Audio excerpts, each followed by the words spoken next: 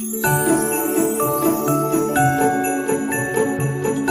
right, we have the last housing market update of the year. And guess what? I am not even going to talk about the housing market. Instead, I'm just going to show you pictures of my family. Just enjoying our Christmas together. I hope you enjoy your Christmas and holiday season as well. We will see you again in 2026. Have a very Merry Christmas and a Happy New Year.